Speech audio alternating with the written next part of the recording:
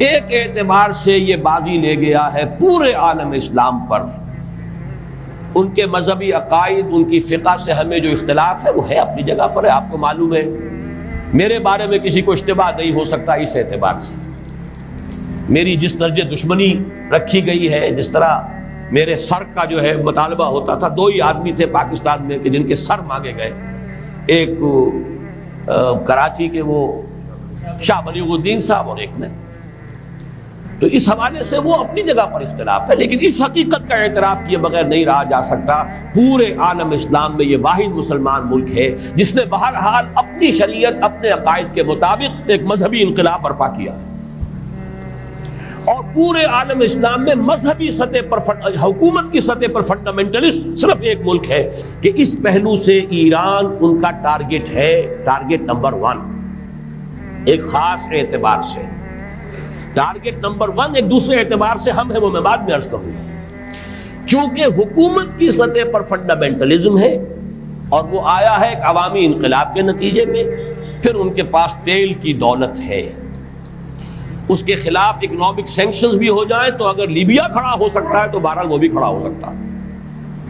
اور نقشہ وہ دنیا کو دکھا چکا ہے کہ لڑا دے ممولے کو شہباز، یہ نقشہ بھی اس نے دکھا دیا.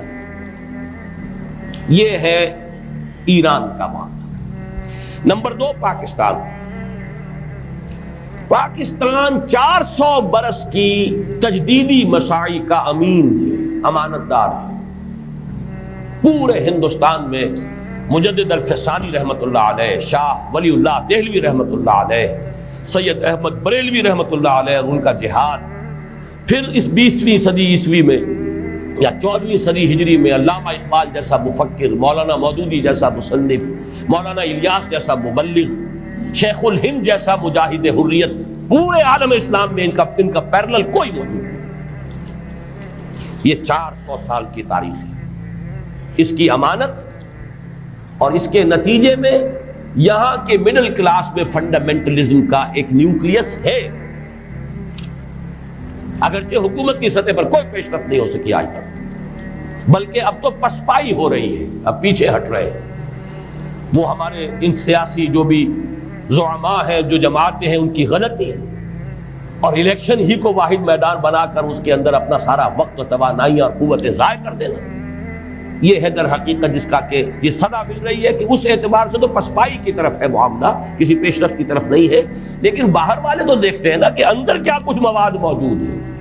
اگر مڈل کلاس میں وہ فنڈامنٹلزم کا بارود موجود ہے تو کسی بھی وقت اس کے اندر جو ہے وہ کوئی دھماکہ ہو سکتا ہے. دوسری بات جو ان کے لیے ایک اعتبار سے ٹارگٹ نمبر 1 ہمیں بنا رہی ہے وہ ہمارا ایٹمک نو ہاؤ ہے. پورے عالم اسلام میں اور کسی کے پاس نہیں. اسلامی بم اگر بنے گا تو یہی بنے گا.